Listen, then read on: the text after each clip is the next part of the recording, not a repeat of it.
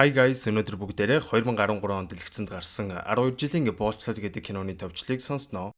1853 онд Соломон Нортап гэдэг эрхчлөөд хар арьс залуугийн бичсэн тэмдэглэлээс үндэслэж хийсэн буюу яг л болсон бодит явдлыг дүрслэн харуулсан кино байгаа. За тэгээд мөрөөрөө явж байгаа нэг л өглөөс ирэхэд боол болцсон цагаан арьснуудын дээрлэхэлд үзэн ядалтан дунд 12 жилийг хэрхэн өнгөрөөсөн тухай одоо бүгдээрээ сонсцгоё. Киноны маань гол дүр Соломон маань Нью-Йорк хотод төрж өссөн бичиг үсэг талигдан бүр ахлах сургууль, коллеж төгссөн гэх зэрэгээр Херваргийн хар арьснуудын мөрөөдөөд ч биелэхгүй амьдралаар амьдарч ирсэн нэгэн билээ. Тэрээр маш чадварлаг хийлж бөгөөд Нью-Йорк хотын хурим, төрсөн өдөр гэх мэт томоохон үйл авалтуудад хийлээ тоглон ар гэрээ хангалттай тижээчдэг. Соломон эхнэр 2 хүүхэдтэй бөгөөд эднийх Нью-Йоркийн Саратога гэх дүүрэгт Херваргийн цагаан арьснуудаас дутахааргүй л боломжийн амьдардаг айл байлаа. Соломоны эхнэр гэрээсээ холгүй байх зочид буудалд тогооч хийдэг бөгөөд хоёулаа ажиллаж байгаа болохоор 2 хүүхэдтэй байнга л хэнцэр хувцас өмсүүлэн энэхэд үе гадуур гарan ховор чамин зүйлс худалдаа авцгаадаг. Энэхийдэг чихрийн дэлгүүр рүү орж байхыг харсан хар арьстай боол залуу бүр нүдэндээ ч итгэхгүй. Ямар сандаа дэлгүүр рүү дагаж ороод гөлрөөд харна эзэн нь араас нь орж ирээд аваал гарлаа. Соломоны эхнэр Анна Нью-Йорк хотын төвд байрлах буудалд тогоочоор ажиллахаар болжээ. Гэхдээ эднийхээс нэлээд зайтай бас тэгээд ердөө хавар хүртэл ажиллах болохоор хэдхэн сар эмчэн 2 хүүхэдтэйгээ тэндээ байж байгаа сайн мөнгө хураачаад ирье. Гэд байсан болохоор нь эхнэр 2 хүүхдээ үдэн гаргаад гэртээ ганцаараа үлддэг. Гэтэл удалгүй Соломоны нэг танил нь Вашингтоноос ирсэн Браун Хамилтон гэх ах дүүсийг танилцуулах бөгөөд энэ хоёр Америкийн хотуудыг тойроо аялан тоглолт хийдэг циркийн үзүүлбэр зохион байгуулалтын гинэ. Тэгээд циркийн үзүүлбэрүүдийн ард хийл тоглоод өгвөл өдрийн $3 цалин өгье гэж тохирох бөгөөд тухайн үед багш нар өдрийн $1 цалинтай байсан гэж бод. Ялтчгүй өндөр цалин амлсан болохоор манай хүн ч зөвшөөрөн мань 2 нөхрийг даган Америкийн нийслэл Вашингтон хотод ирдэг. Манай хүн ч нөгөө хоёроо даган уушийн газар орон хоол идэнгээ вино тэрөөрөө өнгөрүүлэх ба нэг сэртэл гар хөлөндөө дөнгөтэй хавар хуурын цэрд юм да. Соломонч бүр гайхан юу болоод байгааг ойлгох зөхөөгүй байж байхдаа өчигдөр шөнө уусан винонд хордон нэлээд булжин биеийн муутахад тэр хоёр зөөн дамжлаад буудлын өрөөнд оруулж байсныг гинэт сандаг. Манай хүн тусламжгүй орилтол гаднаас 2 нөхөр орж ирэх ба Соломон тэдэнд хандан би Нью-Йоркоос ирсэн эрхчлөөд хүн байна. Та нар андуурсан бололтой. Гэтэл нөгөө хэд чи инээлдэж ийсэн аа. Чи бол өмнөдийн тариалангийн талбайгаас зүхтаж ирсэн хар арьстай боол заа юу гэж хэлээд Соломоныг модон цохиураар учир зүггүй балбаад эхэлдэг. Ингээд тэнд байх бусад боолуудын хамтаар малын хашаашиг газар оруулах ба дөнгөж 7-8 настай болов уу гэмээр жоохон хүүхэд хүртэл байж ах юм. Удалгүй хүүгийн ээж гаднаас орж ирэн хүүгээ тэврүү уйлал бөө юм болсон ч удалгүй энэдийг бүгдийг усан онгоцонд баахан боолуудын хамтаар ачаад ханаг тийшээ авч явах ба Соломон тэнд байх 2 хар арьс залууд өөрийнхөө нөхцөл байдлыг хэлэн яаж эндээс зүхтах вэ гэж ярих үед тэр хоёрын нэг болох Клемен гэх залуу түүнд хандан бичиг үсэг мэддэг гэдгээ нуухгүй бол чамд л муу зүйл болно шүү гэж анхааруулах бол Роберт гэхийн залуу хөлгийн багийнхан руу шууд дайраад эндээс зүхтаацгаая гэж уриалгач буус сэлмээр зэвсгэлсэн хүмүүсийг барахгүйгээ мэдэн дэмэл дотроо бухимдан шөнийг өнгөрөөж итэл энэ хөлөгдөр байсан цагаан арьснуудын нэг чимээгүйхэн бууж 2 хүүхэдтэй Элиза Бүсгүйг татан босгоод хүчинт гэж оролдоход Роберт Бүсгүйг хамгаалах гэж оролдтол тэр дороо худгалуулж хорвоо горхиноо хөргий. За тэгээд нэг боол үгсэн нэг сүртэй юм биш байгаа байхгүй юу? Шуудант хийснээ далаа руу шидчихэж байгаа. Бас өөрсдөө шидэхгүй. Соломон Клеме хоёроор шидүүлж байгаа л харагдана. Ингээд энэ хэд явсаар Луизиана мужийн Нью-Орлеанс хотод ирэх ба тэднийг ирсэн даруйд Клемени эзэн ирсэн бичиг харуулснаа. Та нар миний өмчийг хулгайгаар авч явсан байна. Одоо буцааж өг эсвэл цагдаад мэдэгдэнэ гэж хэлснээр Клемен судлагдж өөрийнхөө эзэн зүтгэхээр баяртай ч байхгүй гүүгээл алга боллоо. Ингээд ганц найзалж исэн үн умхамгүй алга болсны дараа энэ хэдийг худалдаж авсан Фримен гэх нөхөр бүгдийн жигсааж агаад бүртгэж байна. Нэг нэгээр нь дуудаж ирсэн Плат гэж нөхөр байна уу? Гэснээ Соломон дээрэн чамаа хин гэдэм. Гэхэд Соломон гэд нэрэлтэл тас алгацснаа. Одооноос чи Плат заа юу гэж загнах бөгөөд бүгдээрээ ч гэсэн одооноос Плат гэдэг нэрээр нь дуудаа авчи. Энэ эдийг бүгдийг авч явж ус цасанд оруулчаад өөрийнхөө байшинд бараг л мүзийн үзмэр шиг зогсон хүмүүст худалдаалж эхэлнэ. Алив чи одоо өсрэтэх, алив ингээд тэгэтэх гих зэргээр хөөрхий хар боолуудыг ёстой хүн чинээ үзэхгүй бараа тавааршгэл маш хүйтэн сэтгэлгүй харьцаж байгаа нь сэтгэл өвдмөр.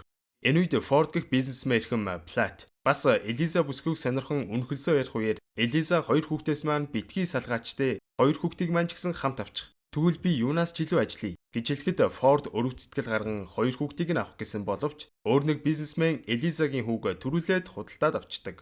Ядаж охиныг нь ч гэсэн болтгоо ээжтэй нь үлдээе гэж бодсон Форд Фриментэй тохиролцох гэж оролдсон ч Freeman гэж энэ хөгийн нөхөр бяцхан охиныг бүр тэнгэрт тулсан үнээр зарна гэд гүрийгээд байсан болохоор аргагүй өрхөнд Элиза Platt хоёрыг л худалдаж авахар болдог. Элизаж хөрхи хүүхдүүдээсээ салахгүйгээд орилж хашигдсан ч юу ч хийж чадалгүй чирэгдээл гарлаа. Ингээд Ford шинэхэн авсан хоёр болоо твшин дээр ачин гэрлүүгээ ирэх үед хүүхдүүдээсээ салсан Элиза уйл зөнтсаар л явхаа. Түүнийг харсан Ford-ийн эхнэр халуун хооломд идээд явандаа хүүхдүүдээ мартчихноо гэж одоо урмын үг өгөөд байгаа юм да. Маргааш өглөө нь шинэхэн боолуудыг мод бэлтгэх ажилд гаргахаа. Энэ хэдийг хариуцж байгаа энэ нөхрийг Тибет гэдэг. Тибет бүр ясмахны харуудад дургу үргэлжил тэднийг гоочилж дээрлэхэж байж өөрийнхөө эгог тижээдэг ер нь л өөдгүү зантай нөхөр. Тэгснээ ажиллаа хийж байгаа боолуудыг дормжилсан утгатай дуудуулан зугаагаа гаргахаа. Зугтах юм бол барьж яваад амьдаар чинь арси чинь өвчин шүү гэж занл хэлж байна. За ингээд манай хэд өдөржингөө мод цавчин үргэлжлүүлэн ойн гүн рүү орж байх үедээ Америкийн уугуул оршин суугчдтай тааран тэр хэд бүжиг таанцхийн хэдэн ормигч болтугай өөрсдийнхөөрөө эрх чөлөөтэйгээр өнгөрөөдөг. Ойгоос мод зөөхөн өөрөө цаг хүн хүч их ордог ажил болохоор Platt нэг арга сэдэн ойн дундуур урсах голыг ашиглан моднуудаа зөөвөл илүү ашигтайг Ford-д хэлэхэд нөгөө Тибет чинь дундуур нь орж ирснэ чам шиг сармагчин юугаа мэдтiin гэд бүр дөвчгнөд эхэлнэ. Platt өмнө нь гүүр барих ажил хийжсэн туршлагатайгаа хэлэхэд Ford-д энэ санаа таалагдсан Platt-ийг моднуудаа голоор зөөх зөвшөөрөл өгдөг. Platt моднуудыг голоор эвтэйхэн зөөж байгааг харсан Тибет тултлаа доромжлуулсан мэдрэмж авч Platt-ийг араандаа зуугаал авах шиг болдог. Гайхалтай санаа гаргасан Platt-д талархснаа илэрхийлэн хийл хөгжим бэлгэлэхэд хөөрхий Platt ч бүр бөөн баяр. Энэ үед Элиза бүсгүй хүүхдүүдээ санан шаналан уйлсаар л даанч тэр хавьд байх бусад боолууд юу ч хийж чадахгүй болохоор тоосон чинжгүй урт хурдх ажиллаа хийсээр. Platt түүнд хандан чи одоо уйлаад нэмэргүй. Хаа очиж гайгүй үзэнтэй таарлаа. Эндээ ажиллаа сайн хийгээд одоо өөрийгөө бодоо гэж хэлэхэд Элиза зөрүүлээд мянга сайн эзэнтэй байгаад ямар ялгаа байгаа. Чи хизээч эрх чөлөөтэй болж чадахгүй штэ гэж хэлсэн нь Platt-д нэгийг бодогдуулаад явчих шиг. Ford-ийн эхнэр Элизаг байнга уйлж унжаад байгааг нь харж тэссэнгүү. Өөр хүмүүст зарж орхидог. Нэг өдөр Platt халуун наранд сарвч баранга хамаг хөлсөн цутгцсан байж итэл нөгөө мөд зэвүүн Тибет ч нэрснэ. Хил амаар доромжлоод хамаг ажлыг гоочлоод байдаг шүү. Platt жахав нэг их юм хэлсэнгүү. За би таны хэлснээр хийя гэж хэлээд өнгөрсөн ч маргааш нь дахиж ирснэ. Чи миний хэлснээр хийсэнгүү. Муу хөгийн сармагчин их зэрэгээр үргэлжлүүлэн доромжилж ийсэн нь бүсээ тайлан манай хүнийг шийтгэж зодохын гинэ. Энэ үед Platt яалтчгүй тэссэнгүү. Ман Тибетийг доороо оруулж байгаад өөрийнх нь бүсээр овоохид оруулгоод авдаг. Тэгсэн нөгөө арчаагүй мөн Тибет чи наана байж байгаарай. Эргэж ирээд чамааг алнаа гэд цаашаага явхаа Ford-ийн туслах Chapman энэ үйл явдлыг хараад Platt-ийг зогтохгүй байхыг сануулах бөгөөд гэрээ зогтуулаа чи илүү хүнд асуудалд орноо л гэж авч байна. Удалгүй нөгөө Тибет ч хоёр залуу дагуулсан ирээд Platt-ийг хоолоогоор нь дүүжлээд эхэлдэг. Бараг үгтгийн даваан дээр Ford-ийн туслах Chapman буцаж ирээд Тибетийг нэлээд сүрдүүлсэн эцэст мань нөхрийг хөөж явуулагч Platt-д тусалсангүй. Зөнд нь орхиод явах бөгөөд цагаан арстай хүнтэй тэмцвэл иймэрхүүлэн болно шүү гэж Platt-д анхааруулж байгаа бол та. Platt хөрхий арайж үгцэнгүү үлми дээр арай ядан зогсосгийн халуун наранд овоо идэн цаг тарчлан зогсогч тэр хавьд байх бусад боолууд тоосон чинжгүй. Хаавчиж байшинд байдаг үйлчлэгч хүн амтны нүд хариулж байгаад манай хүнд усуулгах бөгөөд удалгүй Ford гарч ирэн Platt-ийг гэрлүүгээ аваад ордог. Ford хэдий Тибетийн босс ч гэсэн сүүлийн үед санхүүгийн асуудалд ороод Тибетээс мөнгө зээлж л дээ. Тийм болохоор Тибетэд хамаагүй хатуугч хэлж чадахгүй байгаагаа хэлэн энэ нөхөр чамайг олж алахаас өмнө чамайг би өөр хүн зархаар тохирсон байгаа шүү гэж хэлэхвэ Ford нэг их сайн өнгөхөөсөө илүү худалдаж авсан боолоо хоосон алуулж байснаас хүнд зараад мөнгөтэйг үлдэх гэсэн санаатай л нөхөр байгаа байхгүй юу. Ингээд энэхэд овоо 2 хоног явсаар шинэ эзнийхээ эдлэн газар дээр ирлээ. Эдний шинэ эзнийг Эпс гэх бөгөөд аав ээжээсээ өвлж авсан хөрөнгө нь нилээх тансаг байшин хөвөнгийн талбайтай нилээн биелэгж байлажээ. Гэхдээ Эпс гэд нөхөр ер нь нилээн удаг байнгын шахуула согтуурхаж байдаг сул талтай. Маргааш насны эхлэн Platt хуруугаараа цэврүүдтэй л хөвөн түүх бөгөөд түүсээ өнгүүдийг нь жинлэн хэдэн килограмм түүснийг зарлнаа. Манай Platt ч хөгжим тоглож байснаас биш ямар хөвөн түүж үдсэн биш 70 кг хөвөн түүсэн байх бөгөөд эдний ажилчид өдөрт дунджаар 100 кг хөвөн түүх нормтой байна. Гэтэл Patsy-ийн бүсгүй жижигхэн биеиндээ бүр багтамгүй хүч гаргаж 200 кг хөвөн түүсэн байд юм да. Тэгээ яхав шагналд нь үсрээл хагас өдөр амраахын гин. Харин нормондоо хүрээгүй Platt маань гадаа ташуурдуулан шийдгүүлэхээр болдог. Орой болоод ашгүй нэг орондоо ороод унтах гэжэтэл шаал согтуу Эпс түжигэнж орж ирснэ. Бүгдийг байшиндаа оруулаад бүжгэл гэж загнаад бүгдийг бүжиглүүлэн зугаагаа гаргаж гинөө. Эпс ихнэр харин Patsy-гийн нүрлүү шуудал шилэн лонх шидээд авахва. Энэ Эпс чинь Patsy-д бэлгийн дарамт үзүүлэн үе үе хүчнтэй дэд юм байна л да. Тэрийг нь эхнэр нь мэддэг болохоор Пэтсийг харах болгондоо л зөвүүнд хүрээд байд юм шиг байгаа. Эпсийн эхнэр удалгүй Платиг зайдуух мухлаг руу яваад энийг аваад ир. Гэд жигсаалт өгөхөд манай Плат рефлексээр бичсэн юмнуудын хальт уншдал чи уншиж чаддсан юм уу? Хаана бичиг үсэг сурсан? Гэд шалгаагаад эхлэхэд Плат гүрийн би хаанасаа бичиг үсэг сурах вэ гэж аргалаад өнгөрлөө. Бичиг үсэг мэддэг болоос яагаад ингэтлээ яагаад байгаа юм гэхээр тухайн үед бичиг үсэг мэддэг хар арснууд бүгд Америкийн хойд хэсэгт төрж ирсэн эрхчлөөд хүмүүс байсан ба хойдоос ирсэн хүн бусдыгаа уриалснаар эрхчлөөд хойд хэсэг рүү хамаг боолууд нь зүхтаачиж магад гэж хаширладаг байж л дээ. Плат дэлгүүр рүү явах замдаа орохоор шийдэн ойн дундуур алхаж идэл хэд хүмүүс хоёр хар залууг дүүжлэх гэж зогсож идэв. Тэгснэ манай хүний хүзүүн дээрх тэмдгийг харан Эпсийн эзэмшлийн боол гэдгийг мэдээд явуулах ба зүхтах гэж байгаад баригдуул саяны хоёр залуу шиг хувь тавилан хүлээж байгааг бодоод зүрх нь үхэж зүгээр л дэлгүүрлүгэ мөрөөрөө явдаг. Эпс ихнэрийн загсан зүйлс дунд боодол бичгийн цас байхыг хараад манайх өөртөө нэг цаасыг наваад модонд нуучаал буцлаа. Эпсийн хурш шав гих цагаан арьс дахгүй болуудынхаа нэгэнтэй гэр бүл болсноор тэр бүсгүй гэрийн эзэгтэй болон хeenцэр хувцас өмсөж яг л цагаан арьснууд шиг амьдрах болжээ. Пэтсийн бүсгүүдэрэн хаяада цайн унга ойр зургийн зүйлсэрэн сэтгэлээ онгойлгодог юмсанж. Удалгүй Плат эдний дэрэн эзэн чамааг асуугаад байна. Гялс явъя гэхэд гэрийн эзэгтэй адилхан хар арьснууд учир Платыг ширээндээ өрн аяг цайвуулган тайвшруулнаа. Плат Пэтсийг дагуулan буцаа ирэх үед өнөөх Эпс чинь төвчгнөж Пэтси та хоёр ямар удваа? Замдаа янз бүрийн болгоо юу? Гэд манай хүнийг зодох гэж дайрах үед эхнэр нь гарч ирснээр маргаан амждаг. Тэр өрөө Эпс боолуудын байшинд ороод Пэтсийг аван гараад хүчиндэж эхлэх бөгөөд Пэтси эзнийхээ өдөөс юу ч хэлж чадахгүй нь үнэхээр өрөвдмөр. Маргааш нь ажиллаж дууссаны дараа Эпсийн эхнэр тэр хэдэд нэг жижигхэн жигнэмэг тарааж өгсөн ч Пэтси төгсөнгүй. Харин ч бүр нүрийг нь зүсэж миний нөхөртөө явуулдаад байхаар ингэдэм гэж занл хэлж байна. Шөнө болоход Пэтси манай хүнийг сэрэн өөрийнх нэмийг хорооход туслаад өгөөч. Би эдний гэр бүлийнхэнд ингэж доромжлуулж амьдарч чадахгүй гэж аргаа барин гуйхч манай хүн яаж хүн алж чадхав шууд л татгалзсан. Эпс гэж нөхөр кармагаа хүртэж байгаа болов уу гэмээр тэдний хөвөнгийн талбай тэр чигтээ шимэгч орхоогоор дүүрэн хамаг хөвний нэдчихжээ. Ингээд хэсэгтээ боолуудаа өөр хүн түрээслэгээр болж манай хэд эрдийн шишийн талбай дээр ажиллаж эхлэх ба энэвээр өдрийн хоолнд нь Эпсийн дөгдгөөс хамаагүй илчлэгтэй хоол хүнс өгч гинөө. Бүр бөөрөлцөг нүртэл байна. Тэгэхээр манай хүн бөөрөлцөгний шүүсээр бэх гаргаж авчих санаатай үзэж тарж гинөө. Эрдэнэ шишийн талбайн эзэн Соломоныг хийл тоглолтын сонссон болохоор удалгүй болох үдшилтэд хийл тоглол хөөрхийдэн төгрөг өгье л гэж авж байна. Манай хүн ч шууд л зөвшөөрөх ба хэдий хар ажилхийн хамаг гар хуруу нь цэврүүдсэн байсан ч өөрийнхөө дуртай хөгжмийг тоглож байгаа нь эрхчлөөд цаг үеийг нь санагдуулаад их л сайхан байлаа. Амлсан ёсоор хідэн төгрөгөөж аваатглаа. Удалгүй энэхэд буцаад Эпсийн талбай дээрэн хөвөн түүдэг ажилдаа буцан орох ба хамгийн сонирхолтой нь нэг цагаан залуу ирсэн боолуудын ажил хийгээд гүүгээд байна. Ажлын дараа энэ хэдийн түүсэн хөвөнгө жинлэхэд мань цагаан залуу хамгийн багыг түүсэн байсан ч цагаан залууг биш чаддгаар нь манай муу Платыг ташуурдах гээл аваагарлаа.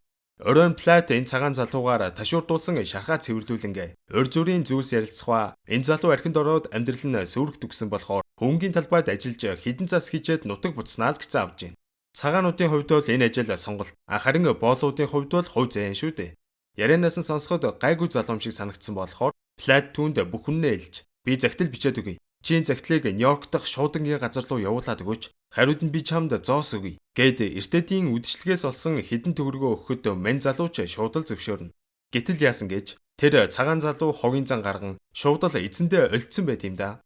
Чи чинь бүр захиа бичээд Нью-Йорк руу явуулчих гэсэн гинүү. Гэд манай хүнийг бараг алах гээд ахаар нь Плат эсрэгээр мань цагаан залууг буруутхан надад биер цаасч байхгүй байхад би яаж загтал бичих вүлээ. Наад чи худлаа яриад таны болуудыг танаар өөрөөр ч алуулах гад худлаа долгонож байгаа гэж хэлэхэд Эпс манай хүний үгэнд ашгүй итгээл явчлаа. За тэгээд хүн амтны нүд хариулж агаад эртэд бичсэн загтлаа шатааж байхдаа манай хүн эргчлөөтэй болно гэсэн найдвараач гэсэн шатааж байгаа мэт санагдаж байлаа.